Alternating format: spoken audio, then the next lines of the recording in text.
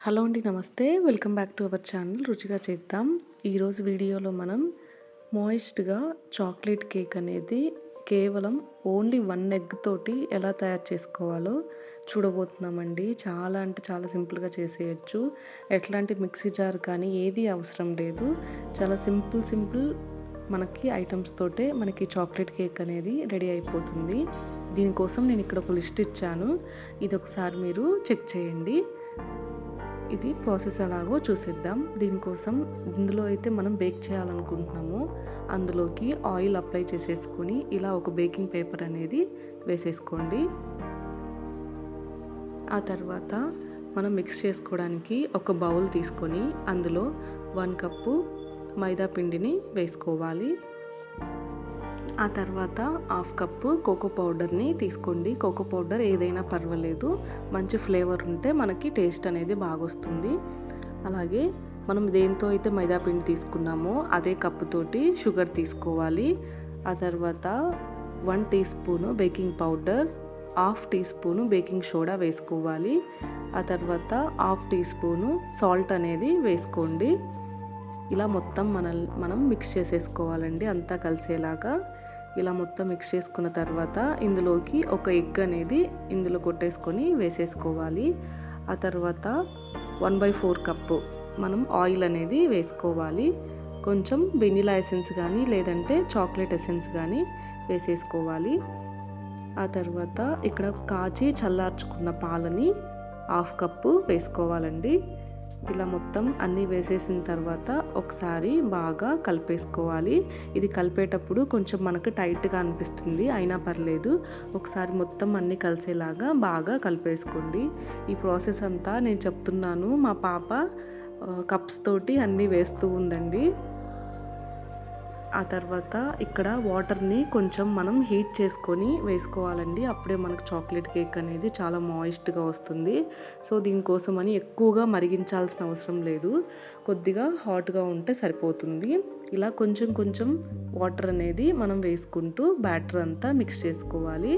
ఇలా నేను half cup తోటి వాటర్ అనేది తీసుకొని ఒకేసారి వేయకుండా కొంచెం ఇలా వేసుకుంటూ బ్యాటర్ అంతా కలిపేసుకుంటున్నాను.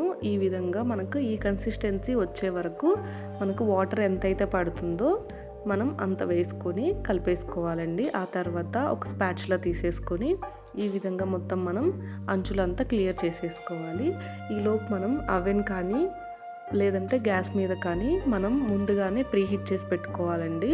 ఆ తర్వాత ఏ బౌల్లో అయితే మనం చేయాలనుకుంటున్నామో ఆ బౌల్ తీసుకొని అందులో వేసేసుకొని ఒక 2 టైమ్స్ ట్యాప్ చేసేసుకొని పెట్టేసుకోవాలి.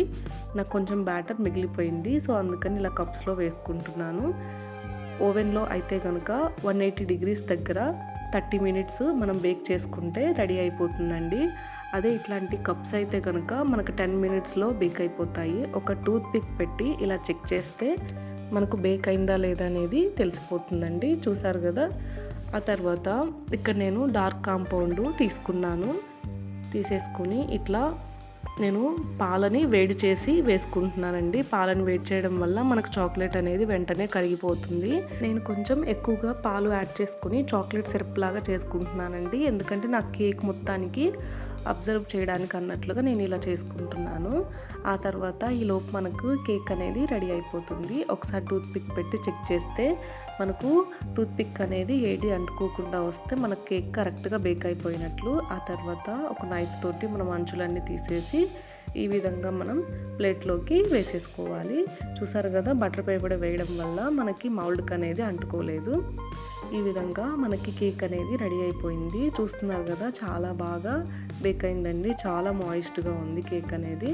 ఇక్కడ ముందుగా రెడీ చేసుకున్న డార్క్ కాంపౌండ్ తోటి చాక్లెట్ సిరప్ చేసుకున్నాను కదా, సో అదంతా నేను ఇక్కడ షుగర్ సిరప్ మనం ఎలాగైతే అప్లై చేస్తామో సో అదే విధంగా నేను ఇక్కడ మొత్తాన్ని వేసేసుకున్నానండి. లోపలికి బాగా అబ్జర్వ్ చేసేసింది.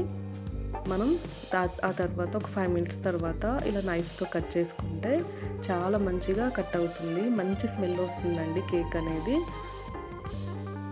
ఈ విధంగా నేను పీసెస్ కట్ చేసేసుకున్నాను. మనం పీసెస్ కూడా మనం రెడీ చేసుకున్న చాక్లెట్ సిరప్ ఉంది కదా, అది వేసుకుంటే ఇంకా చాలా బాగుంటుంది. టేస్ట్ అనేది చాలా బాగుంటుందండి. చాలా సింపుల్గా తక్కువ ఇంగ్రీడియంట్స్ తోటి మనకి కేక్ అనేది రెడీ అయిపోతుంది. చూసారు కదా, చాలా బాగుంది. కంపల్సరీగా మీరు కూడా ట్రై చేసి ఎలా ఉంది అనేది కామెంట్ చేయండి. ఇలాంటి సింపుల్ రెసిపీస్ కోసం రుచిగా చేద్దాం ఛానల్ని సబ్స్క్రైబ్ చేయండి.